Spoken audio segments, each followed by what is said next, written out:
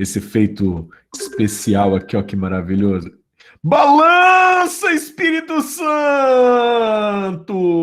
Balança aí, filhos! Olha que beleza, criei um jargão agora.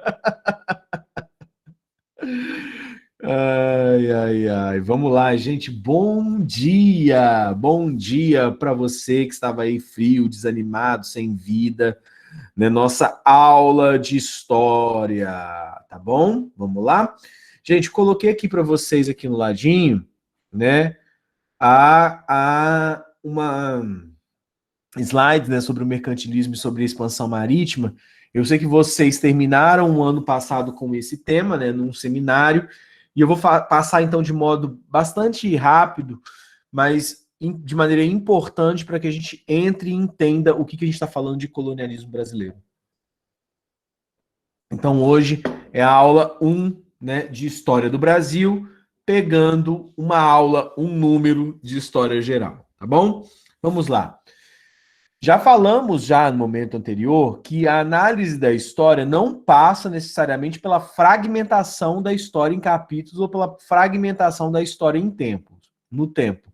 A gente usa de maneira didática a questão dos capítulos porque a gente está falando de capítulos de um livro didático, ou seja, de um roteiro de ensino, porque não dá para chegar e falar, hoje vou falar sobre colonialismo e acabar com a questão do colonialismo, acabar com a história do Brasil colônia num espaço muito curto de tempo, porque nós estamos falando de praticamente 3 séculos de história, né? O século XVI, o século XVII e o século XVIII, tá?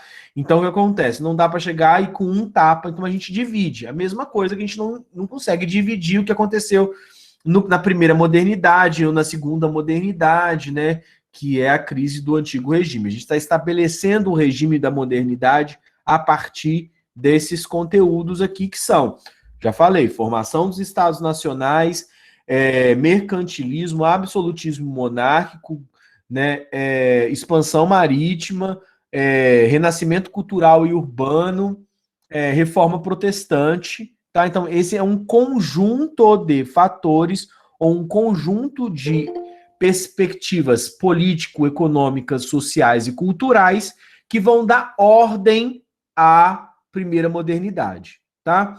Agora, se eu estou falando de que a história do Brasil começa com Brasil colônia, a gente tem que entender o que é uma colônia. E por isso eu faço um retorno às características políticas, às características econômicas, perdão, né, para além do absolutismo e da formação dos estados nacionais, que são características políticas, tá? Ou da reforma protestante do Renascimento, que são características culturais, tá? Então, o mercantilismo, o que é? O mercantilismo é um conjunto de práticas econômicas dos estados absolutistas, tá? Quais estados absolutistas? Aonde acontece o mercantilismo? O mercantilismo ele acontece na Europa, principalmente em Portugal, Espanha, França e Inglaterra. Eu colocaria mais uma vírgula aqui e acrescentaria os Países Baixos à Holanda, porque, inclusive, dada a importância das companhias das Índias e das invasões holandesas que vão interferir no processo de colonização portuguesa e, obviamente, no Brasil, com o domínio da capitania de Pernambuco. Né? A gente vai estudar Nassau, como que aconteceu as invasões holandesas, tá bom? Mas, por hora, a gente tem que entender que o mercantilismo ele é uma doutrina econômica europeia que ocorre nos países após a passagem desses países, da crise dos países, da estrutura feudal e o nascimento desses países como nações. Por favor, Thierry.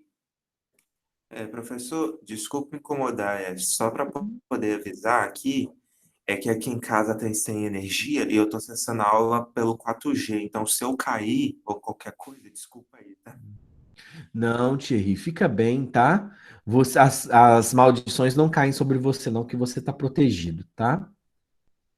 Você está protegido, eu vou mandar aqui, protegido pelo amor do Didico, ó. Pronto, tá protegido, tá bom? Vamos seguir então, galerinha. Então, o mercantilismo vem de, obviamente, mercado, mercantil, né? É acreditar naquilo que é mercantil. O que é mercantil? Mercantil é uma estrutura do capitalismo mercadológica, tá? Então, essa é a premissa, essa é a assertiva que a gente tem que ter em ideia. Aproximadamente quando aconteceu o mercantilismo? A partir do século XV até o século XVIII. Professor, por que não antes do século XV?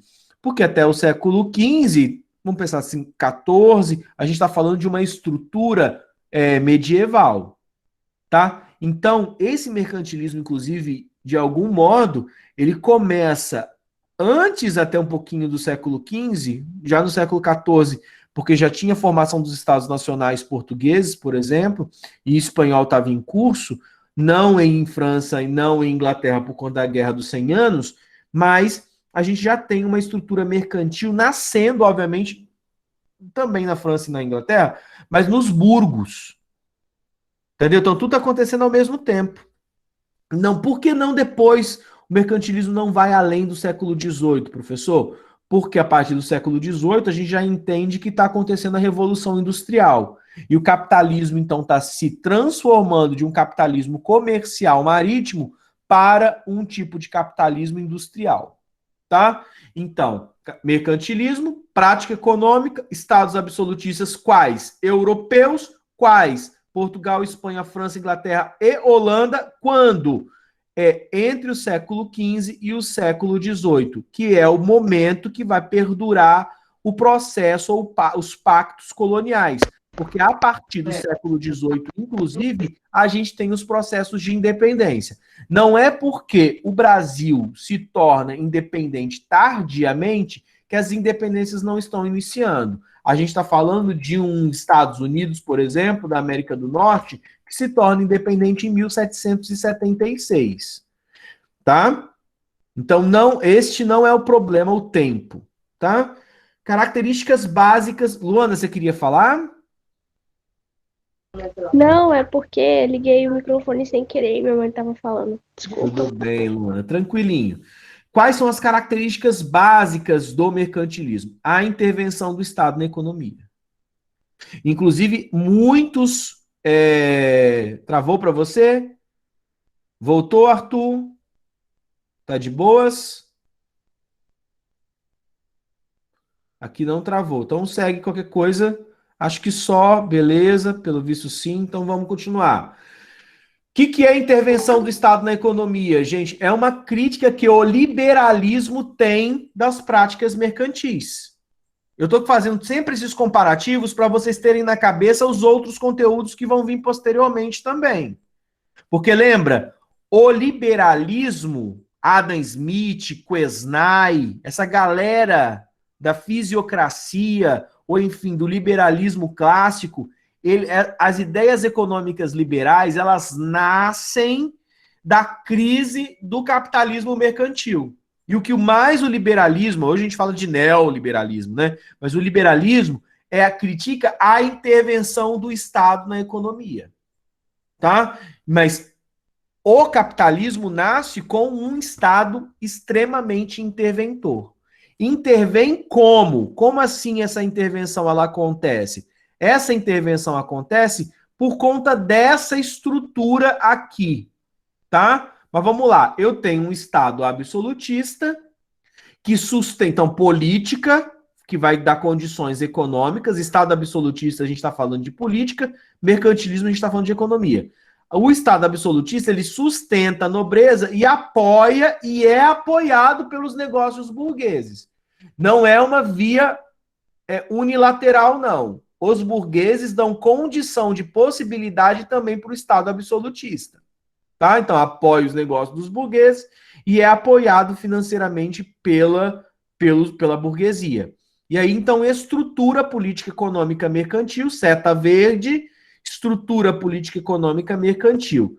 Quais são os objetivos do mercantilismo? Com essa intervenção do Estado na economia. Olha, o Estado está ligado ao econômico, tá? Tem uma seta ligando o Estado ao mercantilismo. Tá? Isso é a intervenção, porque o Estado é que determina os monopólios comerciais, por exemplo. Quem é que vai poder explorar tal coisa? Quais são as regras? Quem pode? Você acha que pode chegar lá, qualquer país chegar no Brasil e vender para o Brasil? Colônia? Não, não pode. Por quê? Porque Portugal detém um monopólio comercial. Tá? Então a gente está falando de uma relação de poder, de pacto colonial. Eu vou falar mais sobre isso com o próximo capítulo. Quais são os objetivos do mercantilismo? Acumular metal precioso. Ou seja, é o entesouramento de metais preciosos. Por quê? Porque esse acúmulo, também vai ser chamado de acúmulo de capitais, esse acúmulo de capitais é que vai permitir o crescimento dessas nações enquanto Estado. E vai dar, obviamente, o quê? Progresso, condição de progresso e formação, né? E base para a formação do Estado absoluto em si. Então, todo mercantil, toda prática mercantil quer ter caixa, quer ganhar dinheiro, quer formar banco. Entendeu? Isso se chama metalismo. Acreditar no metal, acreditar em ouro e em prata como condição para o crescimento e o progresso do seu país. Tá? E, obviamente, o segundo objetivo do mercantilismo é fortalecer esse poder do rei. Tá? Porque se o rei, então, consegue ampliar suas práticas mercantis, se insere no mercado, faz comércio, obviamente ele vai conseguir ouro. Só que todos os países vão ser metalistas, vão conseguir na prática acumular esta riqueza, né? Não. Não da maneira de só tirar o entesouramento, tá? De só ir lá e pegar o ouro, como vai fazer Portugal e Espanha, tá? Essa prática que portuguesa e espanhola para se chegar ao objetivo do metalismo vai se chamar bulionismo, tá? Que é vir aqui nos astecas, nos incas, na Vila Rica, no caso no Brasil das Minas, na Argentina, com a Bacia do Prata, e tirar, então, o ouro e a prata dessas regiões. Essa prática é bulionista para se alcançar o objetivo metalista. E quais são os meios para se fazer esse acúmulo e, obviamente, fortalecer o poder real? São práticas protecionistas. O que é protecionismo? Protecionismo vem com um sobrenome. Protecionismo é alfandegário, tá? É proteger a alfândega. Como protege a alfândega? Taxando. O produto que vem do exterior, ou seja, é exportado, quer dizer, é importado, vem de fora, né? Tá chegando, é importado. O produto que é importado é taxado. E aí, então, porque é muito caro, as pessoas vão ter que fazer o quê? Comprar o produto nacional, tá? E aí, comprando o produto nacional, ela circula o dinheiro dentro do próprio país. Ela está investindo no próprio país. E aí, então, o capitalista, o burguês que está vendendo mais porque vende mais barato, porque tem menos imposto, ganha e reinveste no país. Como? Aumentando a fábrica. É manufatura, corporações de ofício, lembra? No final da Baixa Idade Média, ele vai e amplia as manufaturas. E aí o dinheiro fica dentro. Agora, se o país não protege a alfândega, não protege as fronteiras, se o produto que é produzido fora chega no mesmo valor, as pessoas podem preferir comprar o produto de fora. E aí, obviamente, a indústria nacional não consegue crescer. Por que o vinho brasileiro não consegue um desenvolvimento maior? Porque nós não taxamos suficientemente, ou quem tem dinheiro consegue comprar muito facilmente aquele produto que é importado. E aí, então, vai dar preferência o quê?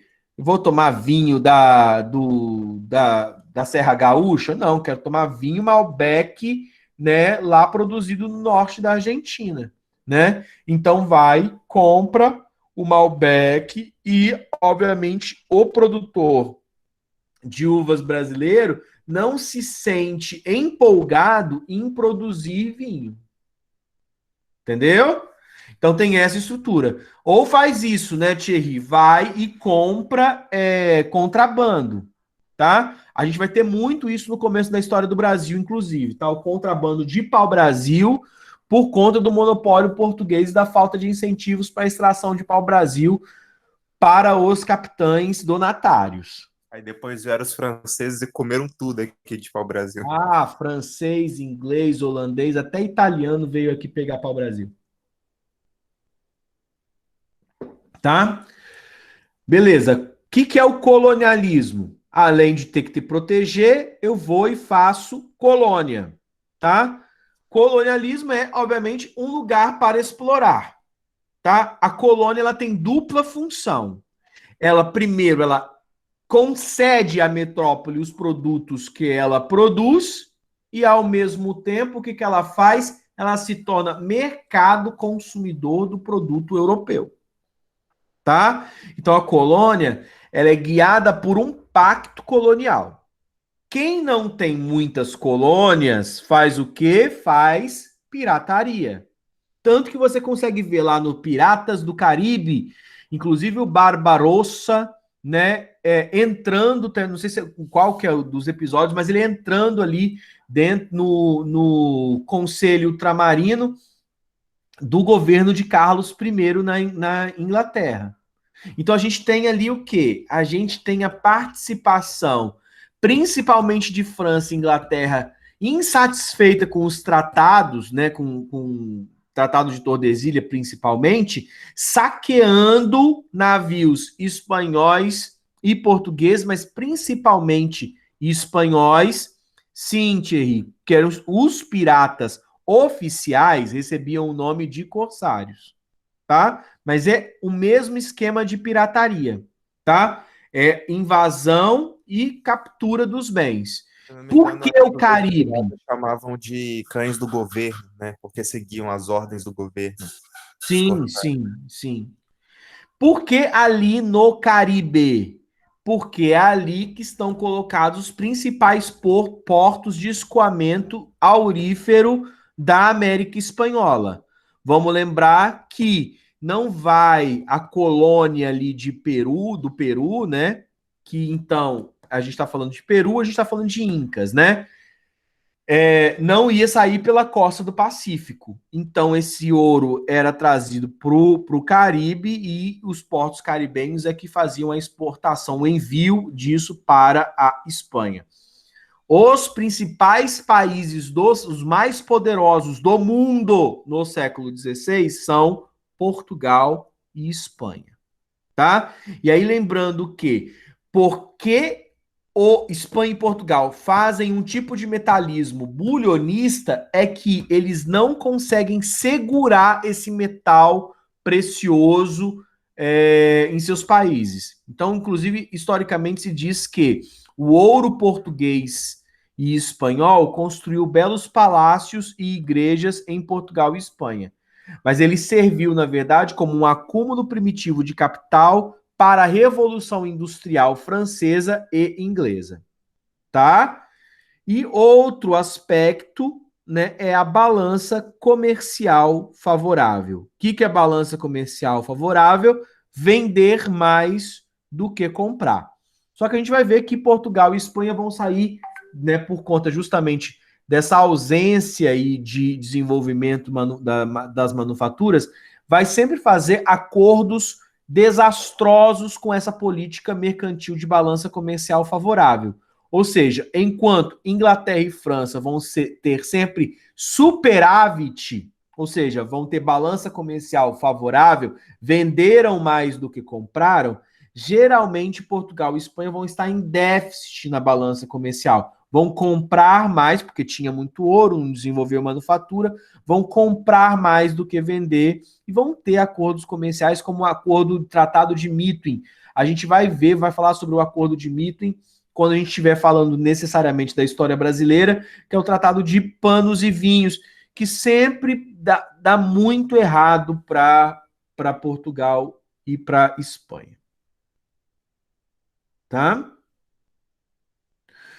tipos aí de ou características de acordo com os países do mercantilismo, né? A Espanha é bulionista, lembra? Fez um metalismo de estocagem, né? De ouro e prata, e esse ouro e prata vai ser escoado para a França e para a Inglaterra. A França, o mercantilismo francês vai ter um nome especial de colbertismo, tá? Por conta do ministro da Economia, que era o Colbert, tá? Porque limitava as importações e buscava o desenvolvimento de manufaturas de artigo de luxo francês, criação das companhias de comércio, tá? E isso, obviamente, se eu limito a importação, já falei sobre isso, eu tenho que exportar mais do que importar, eu tenho um estímulo à indústria nacional e por isso também ficou chamado de industrialismo, ou de incentivo à política industrial. Né? Com o passar dos séculos, esse industrialismo vai se tornar a Revolução Industrial. O mesmo ocorre na Inglaterra. A adoção de tarifas protecionistas, é o tax, né? Que é a taxação de produtos, desenvolvimento da frota nacional e da marinha mercante para o comércio externo, desenvolvimento de manufaturas e, obviamente, isso vai gerar uma política conhecida como comercialista e, posteriormente, industrialista. Então, o mercantilismo francês é colbertismo, o mercantilismo inglês comercialista, mas ambos são ligados a uma ideia de desenvolvimento industrial. Portugal e Espanha, bulionista, estocagem, vão então cair, né, a sua produção, a sua economia, e no século XVII, então, a gente já tem a passagem de 17 para 18, já a Inglaterra e a França se estabelecendo como grandes potências mundiais, tá? Então, século XVI, Portugal e Espanha, século XVII, França e Inglaterra. Essa política mercantil vai influenciar de maneira gigantesca, né, essa política mercantil, as grandes navegações. Só dá para falar de expansão marítima, né? Grandes navegações, a gente está até em desuso essa expressão, né? Porque são navegações. Se elas são grandes, na verdade, é por conta da necessidade. O que ocorre mesmo é uma expansão territorial. O mundo deixa de ser aquele centro, né, europeu, asiático, e passa então a ser um mundo maior, com a América entrando dentro da história e, obviamente, a África e Oceania, tá? Mas, enfim, a gente tem um crescimento mundial, né? Definição das grandes navegações ou da expansão marítima. É o período em que as nações europeias iniciam um processo de exploração e conquista de novos territórios que ampliou o mundo até então conhecido. Beleza, isso aqui vocês já sabem desde o ensino fundamental. Quando ocorreu? Do século XV ao século XVI. Lembrando que não falamos mais em descoberta do novo mundo. Por quê? Porque já era descoberto, já tinham povos, já tinham estruturas políticas e econômicas estabelecidas. Mas, para além disso, porque não foi Cristóvão Colombo em 1492 e nem Pedro Álvares Cabral em 1500 que descobriram o Brasil ou a América. A América já havia sido visitada outras vezes por outros povos, inclusive pelos próprios genoveses e venezianos, ou vespucianos, enfim, venezianos, que já haviam conhecido, inclusive, o Brasil. E, inclusive, o Brasil já era conhecido como a terra dos papagaios para os italianos. Então, quando a gente está falando ali, que eu falava de descoberta, nós estamos falando de conquista. Tá? Nós estamos falando do movimento de colocar uma bandeira e falar que isso aqui é minha terra. Isso aqui que eles fazem. O que ocorre em 1492 e em 1500, na verdade, nem 492 e nem 500. Na verdade, 1494, com o Tratado de Tordesilhas, é a separação do Novo Mundo entre espanhóis e portugueses e, portanto, a conquista territorial do Novo Mundo para ser explorado. Tá? Quais são as causas dessa expansão? Busca de especiarias nas Índias. Primeira, mas olha, gente, vamos aqui compreender o que é especiaria. A palavra especiaria vem do latim, né? Que significa substância. Então era busca de substância. Era só cravo da Índia e pimenta? É claro que não. Nós estamos falando de uma Ásia que havia se desenvolvido com a fuga dos sábios bizantinos. Lembra disso? Com a queda do Império Romano Ocidental, eu estou falando em 496, o que acontece? A expulsão dos sábios bizantinos.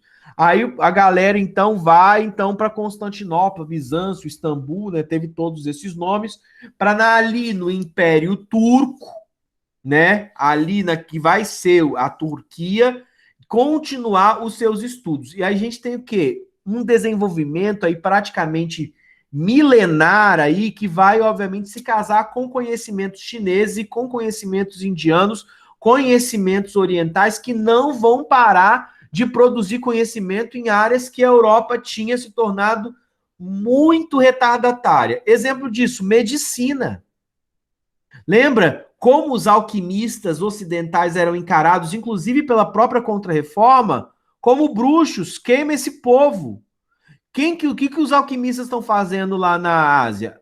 Estão fazendo pólvora e estão fazendo remédio. Entendeu? Então, o que se busca, né? Só ouro, quer dizer, só ouro. Ouro todo mundo busca, né? No mercantilismo, inclusive, é o objetivo. Não se busca só cravo da Índia e pimenta. Se busca cravo da Índia, pimenta, está correto, não temos um problema com isso, tá? Só que se busca também tecnologia, se busca seda, se busca pólvora, se busca medicamento. E aí você começa a entender com uma maior clareza, porque, tipo, como que um carregamento de cravo da Índia e pimenta vai conseguir fazer com que o lucro de uma expedição marítima seja 80%, 80 vezes o investido de lucro, né? Vasco da Gama consegue essa cifra, entendeu? Com a navegação até o Oriente. E aí, Oriente, gente, eu tô falando que quando fala Oriente, parece que chegou lá na Índia e pronto, né? Tô falando a viagem às Índias Orientais. Porque, inclusive, as pessoas não entendem, às vezes, o que a gente está falando de Índias Orientais e Índias Ocidentais. Isso é uma outra coisa que tem que ficar na cabeça de vocês. A companhia, vai pensar várias companhias vão ser criadas, né? No período colonial. Companhia das Índias Orientais. O que a gente está falando? A Companhia das Índias Orientais fazia tráfico negreiro, porque estava no Oriente. Né? A gente está falando para Oriente, para leste, rumo a leste. Se eu estou falando de Companhia das Índias Ocidentais, rumo oeste. Entendeu? Brasil era Índia Ocidental. A Flórida era Índia Ocidental. Até porque na cabeça de vocês tem que parar de achar que Estados Unidos era só colônia de povoamento. Pelo amor de Deus, senão não tinha sentido guerra de secessão, guerra civil norte-americana, né? E o processo de independência também foi diferente, teve que fazer vários acordos, principalmente ali Filadélfia 1 e Filadélfia 2. Por quê? Porque o sul dos Estados Unidos era uma colônia de exploração. Nós estamos falando de algodão, estamos falando de fumo e estamos falando de chá. Tá? Então tem o fumo, chá e algodão sendo produzido de maneira o quê? Exploratória. Como exploratória? Igualzinho no Brasil. Igualzinho no Brasil produzindo açúcar. Tá? Então o que acontece então?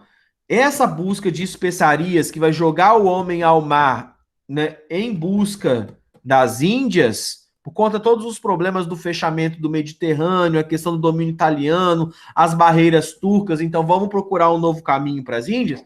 Mas essa busca é busca de cravo, pimenta? Sim, mas pólvora, medicamento, tecnologias, seda, e negros para serem escravizados, né? A gente está falando de todo um comércio com uma produção, com produtos que vão além disso, dessa mitologia do ensino fundamental de cravo e pimenta do reino, tá?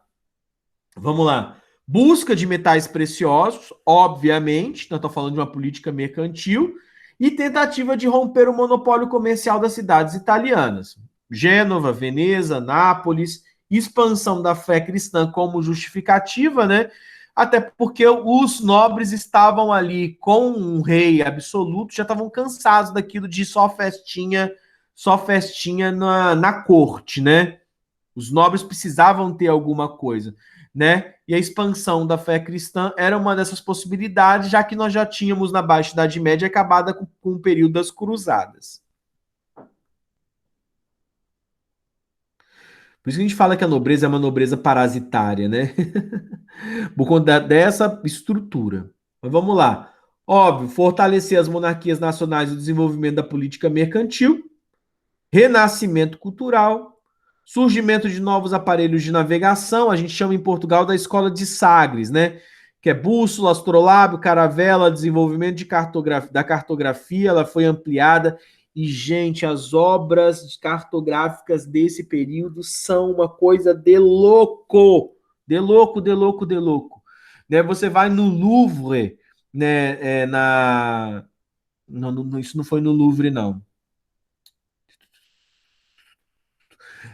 No Museu de Florença, na Itália, tem um corredor inteiro com peças cartográficas que são gigantescas. É coisa de 4 metros de altura, 5 metros de altura, por um comprimento gigantesco. Também não consigo nem. Mas é um corredor inteiro, Fiusi, né, no Museu Fiorentino, né, em Florença. A gente fica louco com esse desenvolvimento cartográfico. É de uma beleza gigantesca, tá? Então, o que acontece?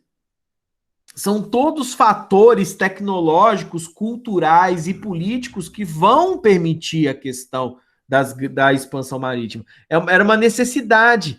Não é aquilo que Camões colocava lá nos Lusíadas como a coragem portuguesa, porque o poema camoniano, né, o poema de Camões, os Lusíadas, se trata, na verdade, de um poema que está falando, obviamente, de exaltação nacional, tá? De exaltação nacional. Agora, o que fato está rolando aí é o quê? A necessidade econômica e política nacional, tá? Alívio de tensões sociais é secundário, guerra para ocupar tensões sociais aqui, você entende por que escoa-se, né, presídios às vezes inteiros da Europa para a América, mas enfim, guerras para ocupar e prestigiar nobres é secundário também, né, são fatores menores, isso aqui são só características mesmo para a gente citar.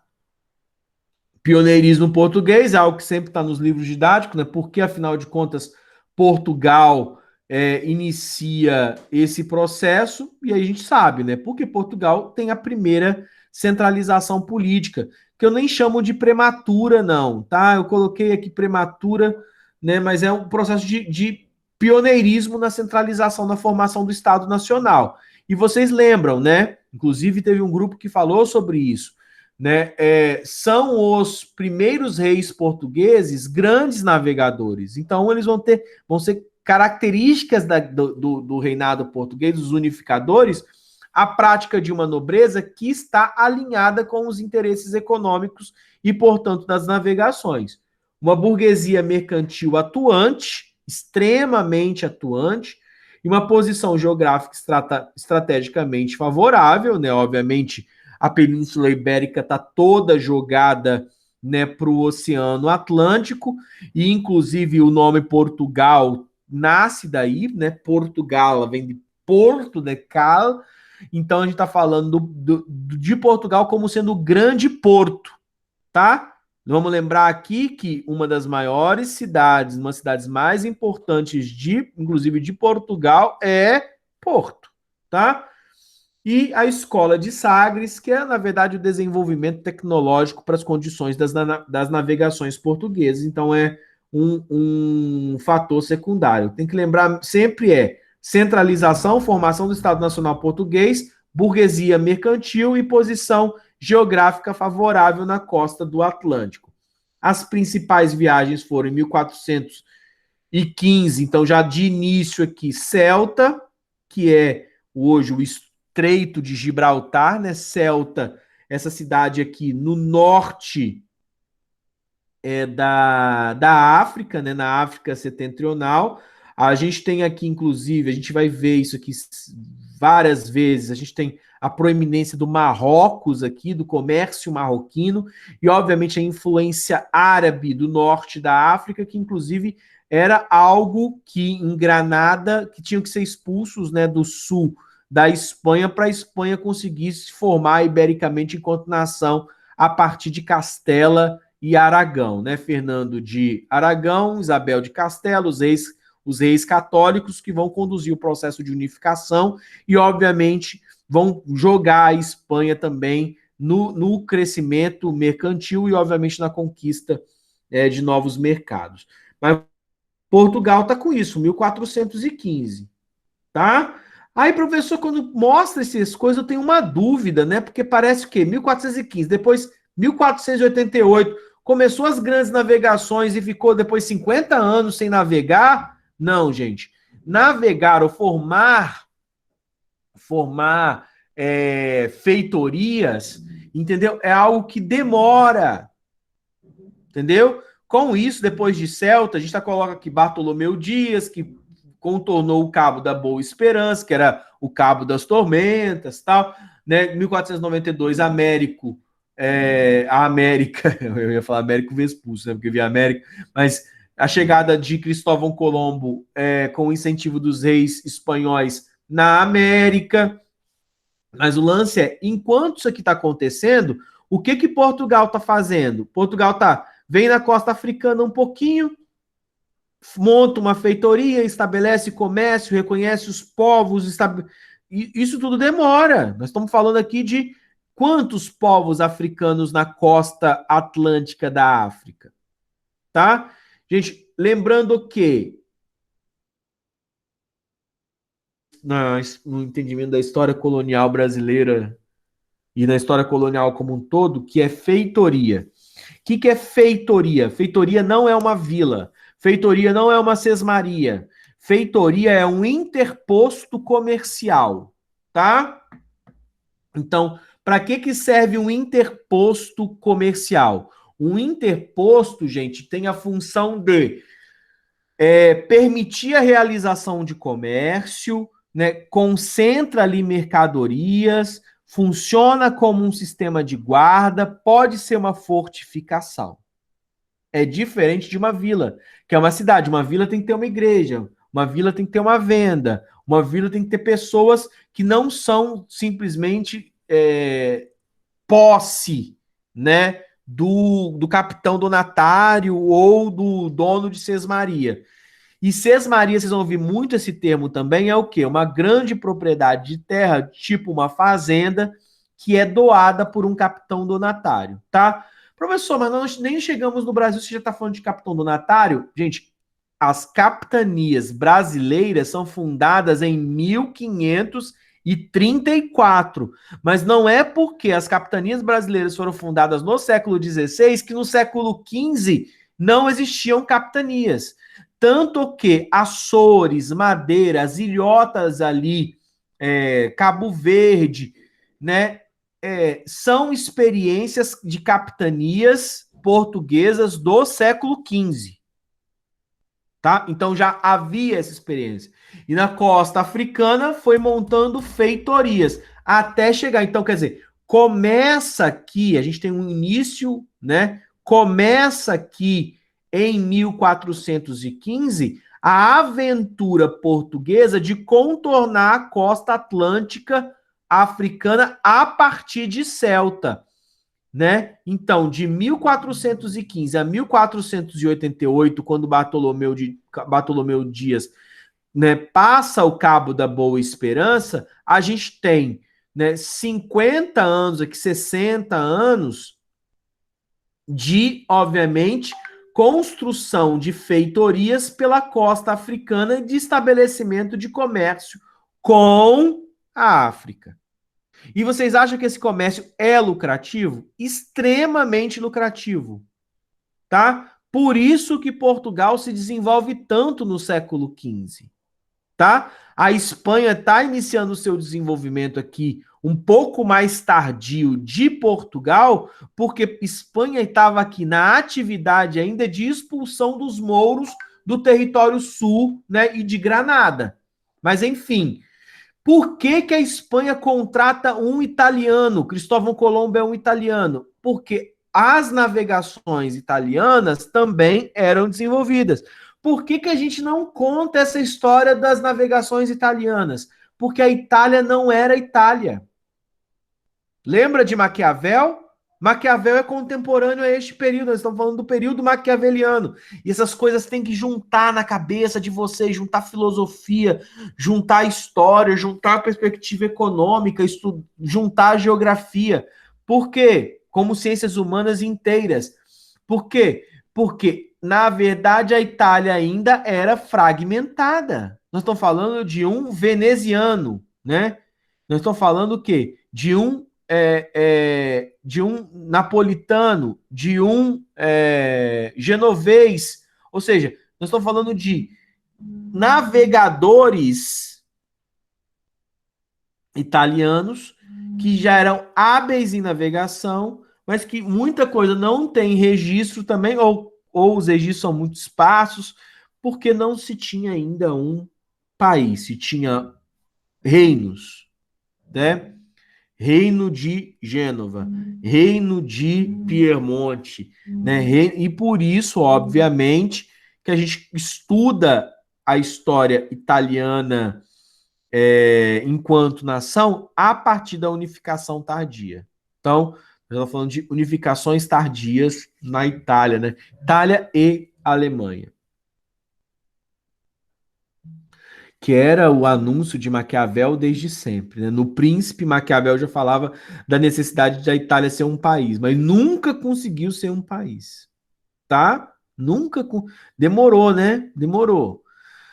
Outra coisa, né? Que eu queria fazer juntar, eu gosto de juntar essa coisa da literatura com a história que faz mais sentido na cabeça de vocês. Por que que a Itália não se uniu rápido? Porque ela tinha muita gente, uma nobreza e um comércio ascendente e muito concorrente. Então, o mapa italiano se modificou muito ao longo dos séculos. Muito, muito. Guerras internas, disputas, vendetas. Falei que eu ia falar de literatura por causa de vendetta, que eram as guerras entre as famílias nobres italianas. De inspiração, inclusive, essas guerras do famoso livro, também do período renascentista, também dessa época aqui, que é o Romeu e Julieta. A história de Capuletos e Montecchio não é uma história inglesa, é uma história italiana.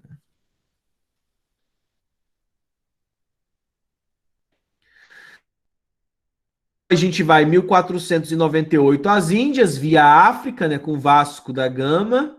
Oh, meu Deus, meu Vasco. Deixa eu só fazer um minuto de silêncio aqui.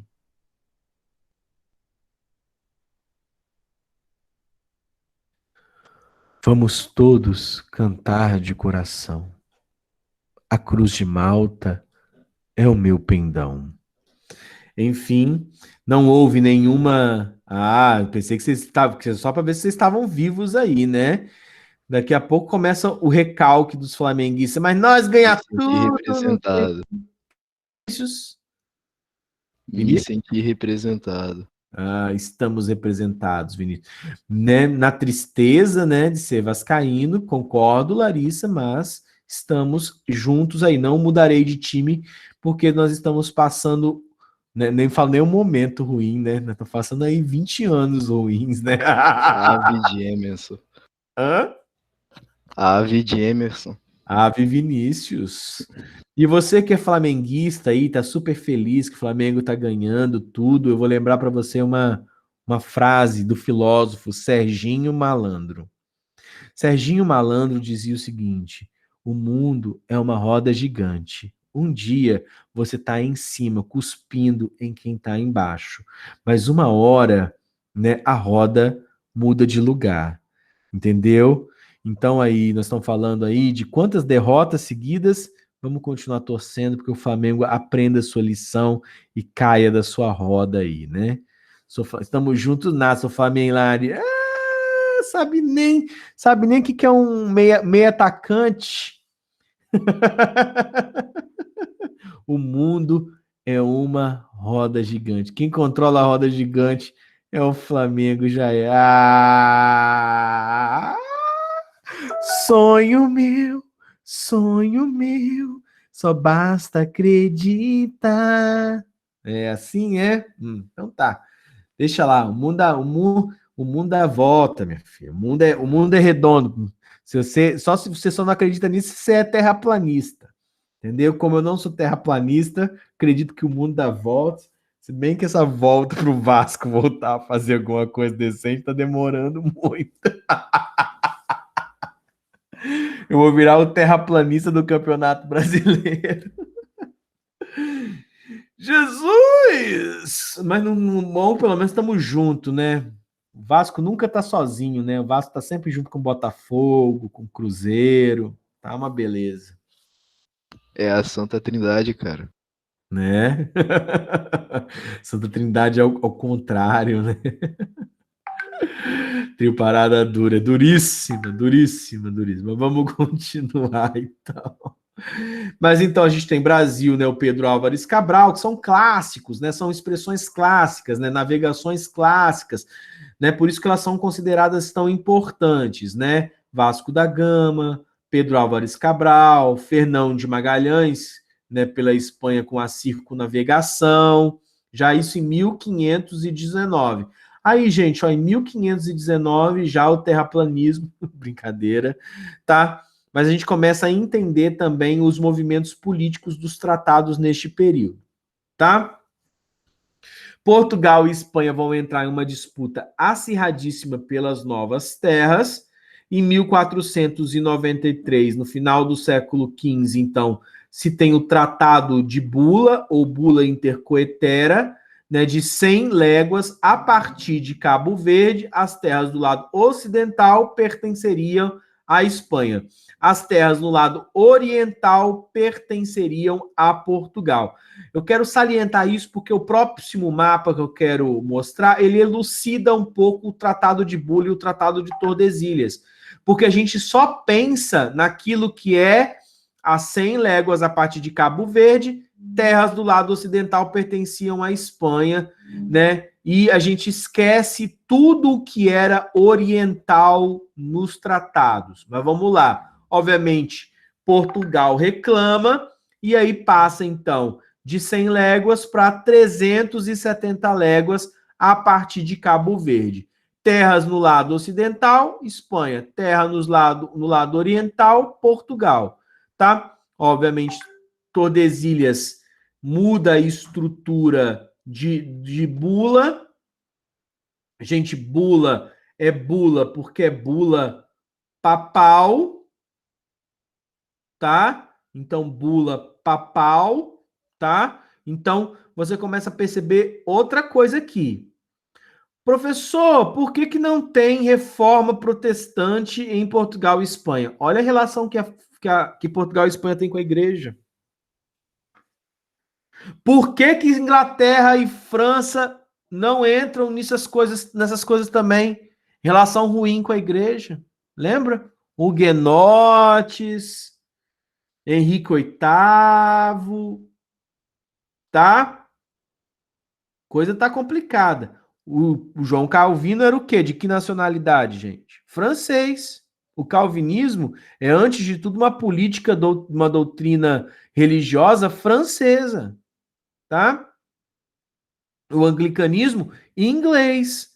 E aí você já começa a perceber, juntar os conteúdos, né? Isso que eu quero na cabeça de vocês que faça sentido, tá? E aí este mapa aqui é muito importante. Por quê? Porque aqui, ó, Tratado de Bula vermelhinho, tá vendo? Pegava aqui praticamente Rio Grande do Norte e um pedacinho de Pernambuco. Aí Portugal, porra, joga isso para lá, né? E aí de 100 léguas a partir da ilha... Opa, foi além. depois da ilha de Cabo Verde, né? 100 léguas daqui, ó. 100 léguas, beleza.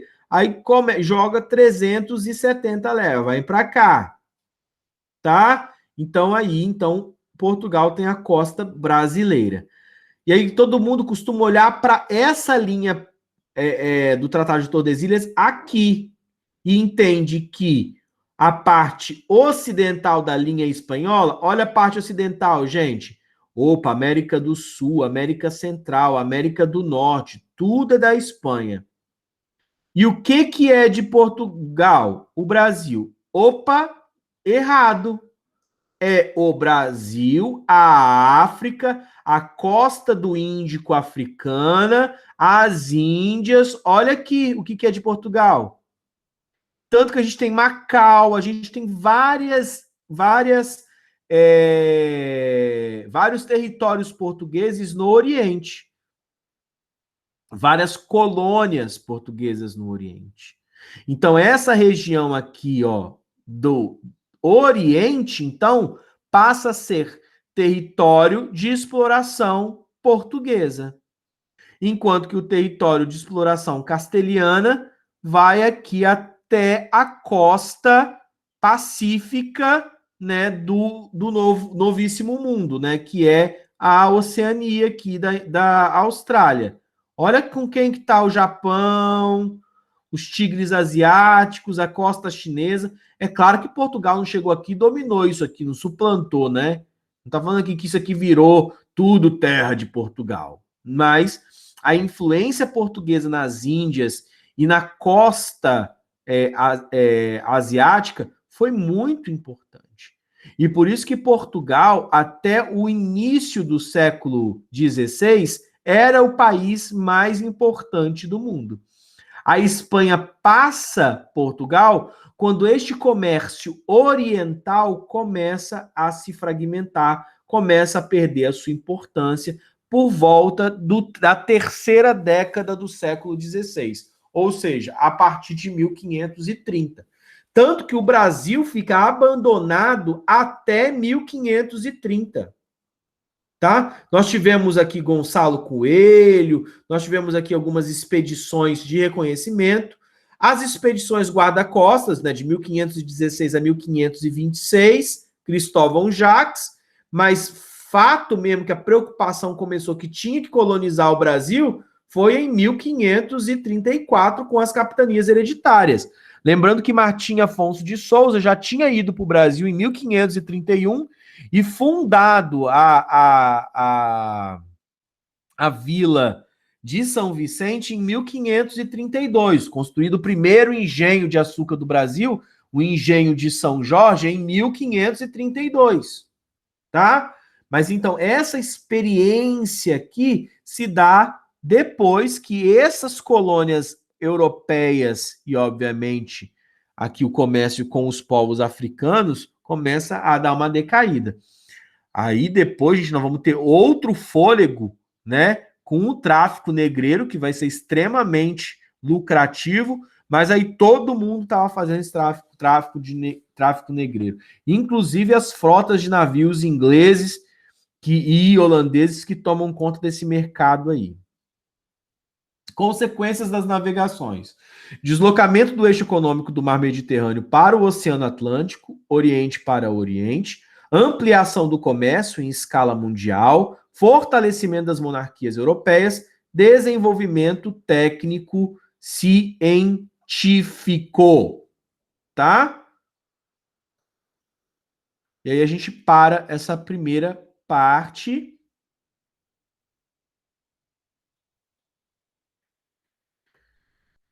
Vamos, então, efetivamente agora, começar a história do Brasil. Né? Eu vou dar aqui um minutinho para vocês irem no banheiro, tomar uma água, afinal de contas tem que ter recreio, né? A gente já passou da hora do recreio aqui, o recreio seria às 9h45, já são 10 horas.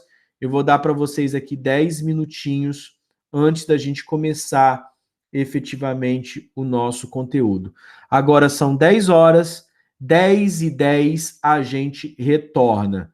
Só um momentinho, vou parar a gravação. Essa é uma aula.